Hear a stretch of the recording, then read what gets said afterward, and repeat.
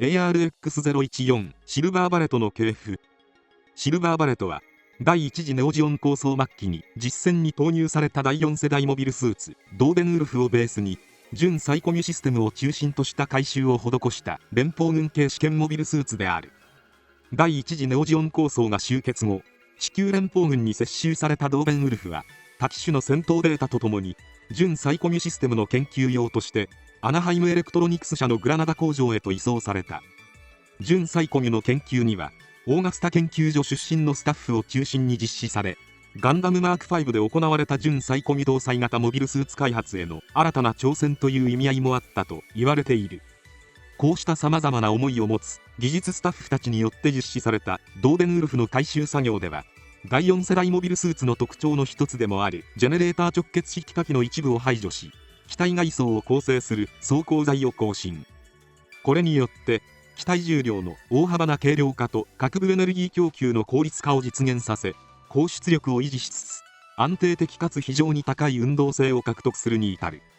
多種多様な機能を盛り込んだドーベンウルフではあったが、不要な機能やユニットを排除したことで最終的なスペックでは従来機を上回る数値を叩き出し、試験用モビルスーツとしては十二分に実戦運用に耐えるだけの高性能機が誕生することになる。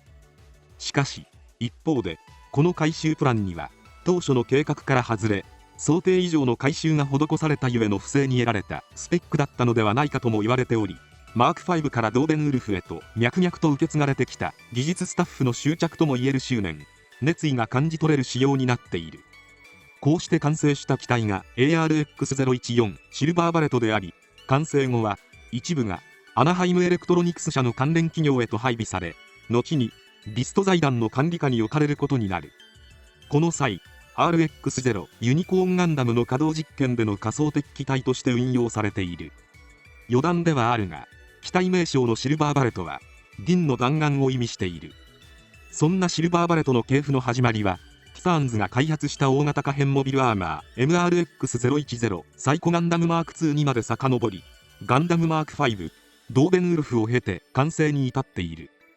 ガンダムマーク5は地球連邦軍のニュータイプ研究施設オーガスタ研究所で開発が行われた準サイコミ搭載型モビルスーツである。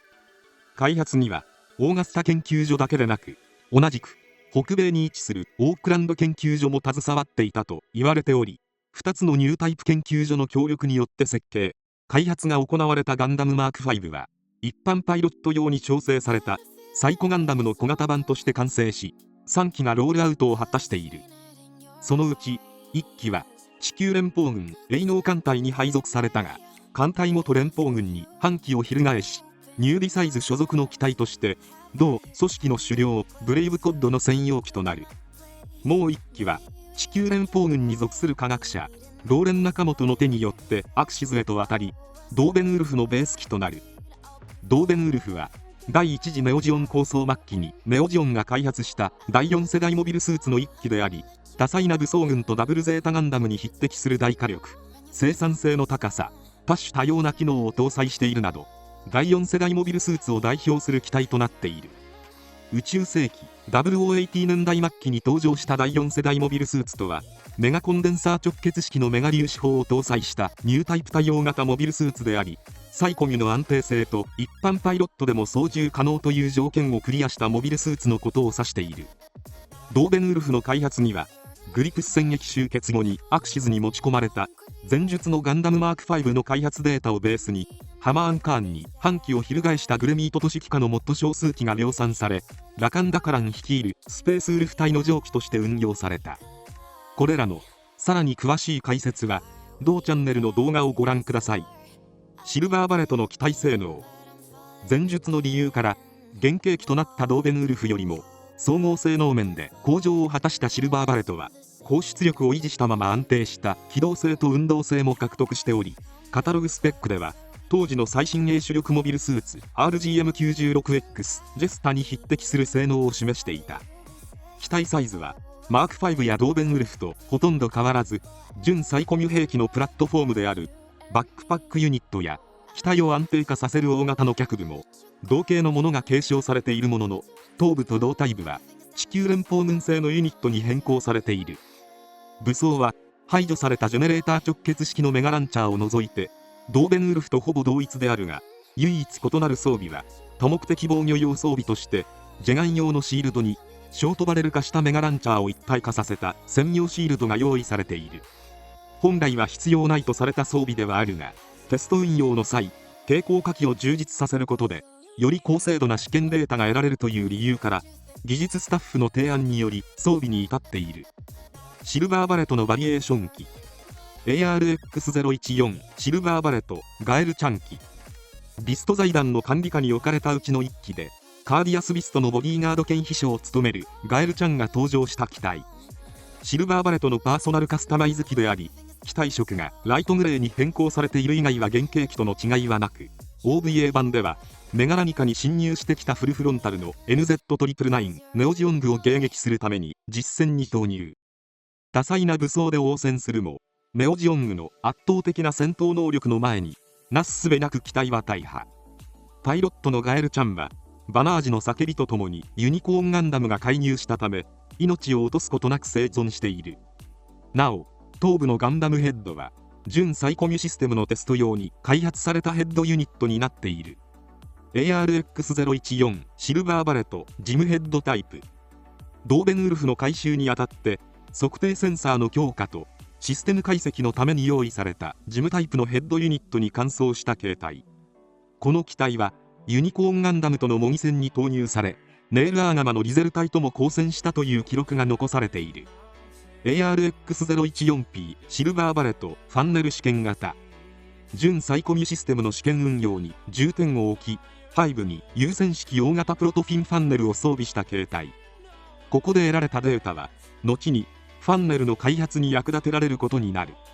なおシルバーバレットは優先式 MSN001X ガンダムデルタ界では無線式のプロトフィンファンネルの試験運用が行われている。宇宙世紀0092にネオジオン残党軍の艦艇と接触した際に試験運用を兼ねて実戦に投入され、これを殲滅している。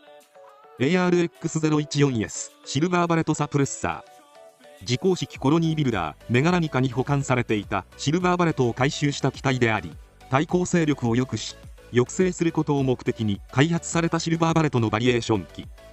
主にビームマグナムの使用を目的に回収が施されており、最大の特徴はバックパックを利用した腕部交換シークエンス機能を兼ね備えている点にある。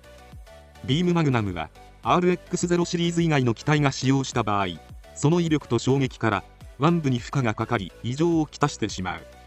そこでバックパック内にビームマグナムの総弾数に合わせた計4機の交換用腕部を搭載し、ビームマグナムを1射放つごとに右前腕部を交換するという機能を採用。腰部に交換用クレーンとレールが装備され、オートで腕部交換シークエンスに移行する機能となっている。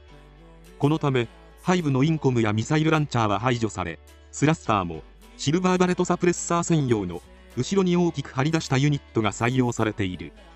機体のカラーリングはグレーからダークグレーに変更され、頭部のブレードアンテナの増設、脚部も両膝部とスパイク部が回収されている。劇中では宇宙世紀0097バナージリンクスがパイロットを務め、ヘリウム3備蓄基地をめぐる戦闘に介入。ガランシェールジュニアの艦上から超遠距離によるビームマグナムの高精度狙撃によってナラティブガンダムを支援している。